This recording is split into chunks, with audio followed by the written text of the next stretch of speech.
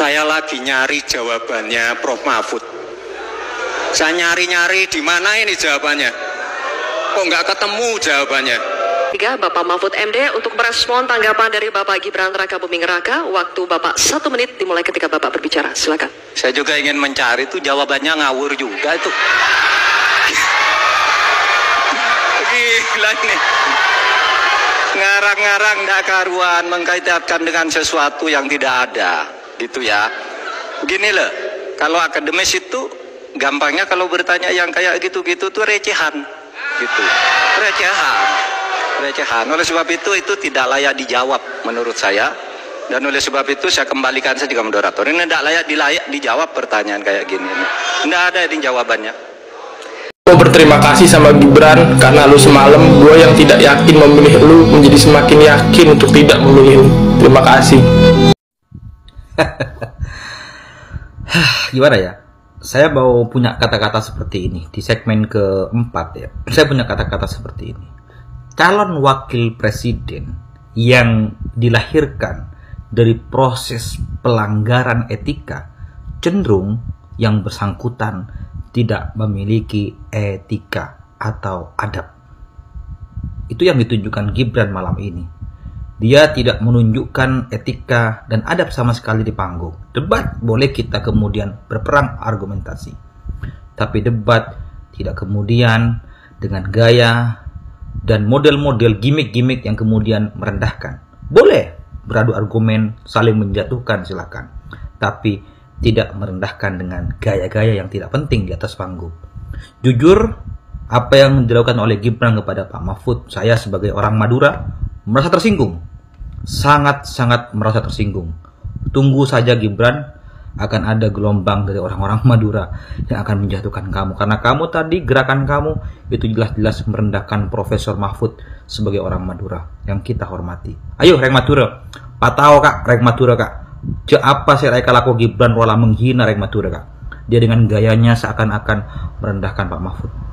Patao kak, tunjukkan kak, Reng Madura kompak kepi. Jatuhkan Gibran.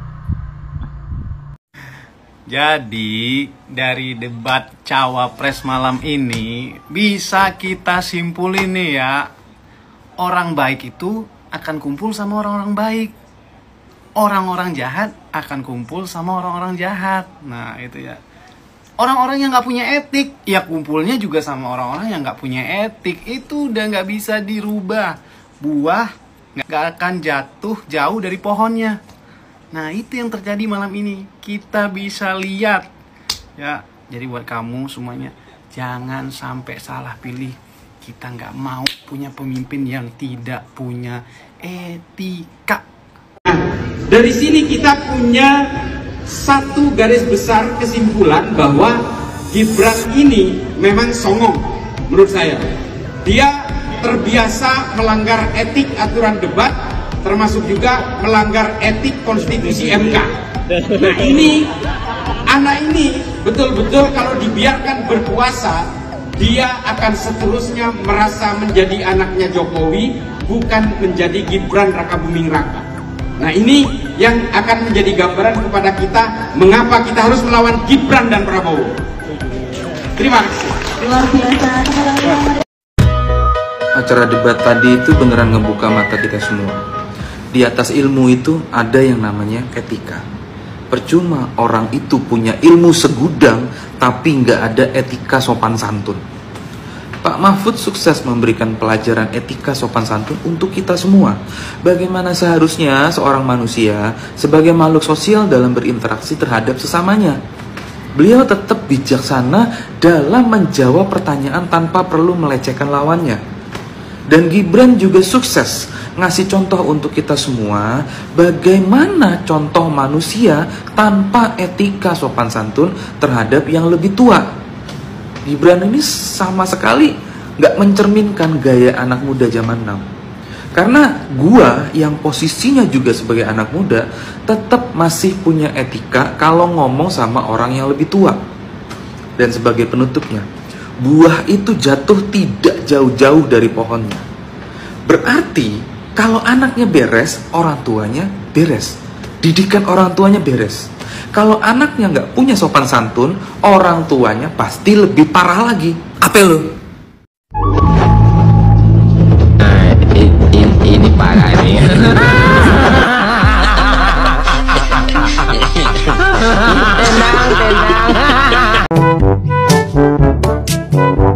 Tapi tidak punya etika. Sampai tadi Mas Gibran harus mencari-cari, sepertinya ada jawabannya, itu kan suatu yang tidak etis. Kemudian membawa sekali lagi persoalan dengan Tom Lembong di dalam forum debat yang seharusnya menunjukkan kualitas kedewasaan seorang pemimpin. Ini akan sangat berpengaruh, dan bagi kami menjadi pemimpin itu satunya kata dan perbuatan. Saya nggak tahu ya, Pak Tom Lembong dan tim sesnya sering nggak diskusi dengan cawapresnya. Can play a more constructive role in Indonesia's infrastructure program, and what are some of the reasons that it's been slow? Do you still believe in public-private partnerships? Thank you very much. Thank you. I want to test my minister. Please answer the question. Thank you, Mr. President, Mr. Talbot, Mr. Chairman, ladies and gentlemen. So, Jim, I think the answer is very much that we absolutely believe in public-private partnership. I think, as the President pointed out, it's only been 1 year. Ada 3 kata atas apa yang dikerjakan Gus Muhaimin malam ini. 1 bangga, 2 bangga, 3 bangga. 3. Saya bangga kenapa? Karena Gus Muhaimin menjaga marwah debat. Menjadi forum untuk bicara policy, bukan definisi. Menjaga forum ini sebagai forum menunjukkan bagaimana kepemimpinan yang ditawarkan. Kepemimpinannya level kebijakan, bukan level yang teknis, yang sama sekali jauh dari tingkat kepemimpinan nasional. Yang kedua, menunjukkan sikap yang menghormati lawan bicara, menghargai dan tidak sedikit pun merendahkan orang yang sedang menjadi lawan debat. Karena seperti dikatakan tadi, lawan debat adalah teman berpikir.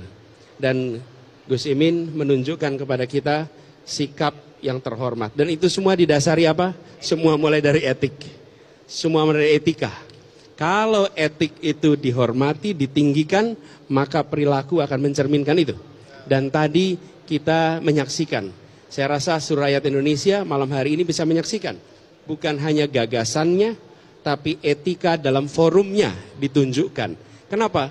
Karena ini level nasional yang nantinya akan menjadi contoh bagi seluruh anak bangsa di dalam berperilaku keseharian. Saya bangga atas apa yang tadi disampaikan oleh Gus Muhaimin, dan saya yakin rakyat Indonesia pun melihat ini sebagai contoh bagaimana berdialog secara terhormat. Terima kasih.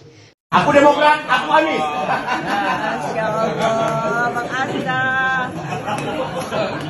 Memang. Aku Demokrat, aku Anies. Oke.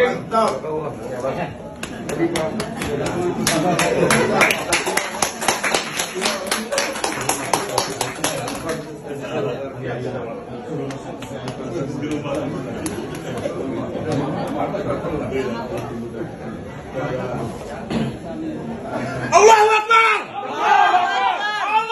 Segala sesuatu yang dikerjakan, maka hasilnya akan sama dengan niatnya. Apabila niatnya baik, maka hasilnya akan baik juga. Dan begitu juga sebaliknya. Jika niatnya jelek, maka hasilnya juga akan jelek. Sama apa yang dilakukan Gibran waktu debat tadi malam. Niat Gibran adalah menjatuhkan lawan supaya lawan terlihat bodoh dibanding dirinya. Tapi apa yang terjadi? Tindakan Gibran adalah sebuah keblunderan. Karena niat Gibran sudah jelek, maka hasilnya pun akan menimpa dirinya sendiri. Masa iya sih seorang cawapres, calon pemimpin negara, berbuat celingungan seperti monyet seperti itu. Ini adalah hal yang sangat tidak pantas dilakukan oleh orang Indonesia yang menjunjung tinggi norma kesopanan dan adab. Apa yang dilakukan Gibran ini sangat norak dan tidak pantas. Jika hal seperti ini bagi para pendukungnya adalah benar dan merasa lebih dibandingkan paslon lain, memang kami sangat maklum karena pendukungnya di bawah rata-rata intelektualnya. Sudah jelas hal seperti itu kok masih dianggap baik. Ini ada kesalahan di otaknya.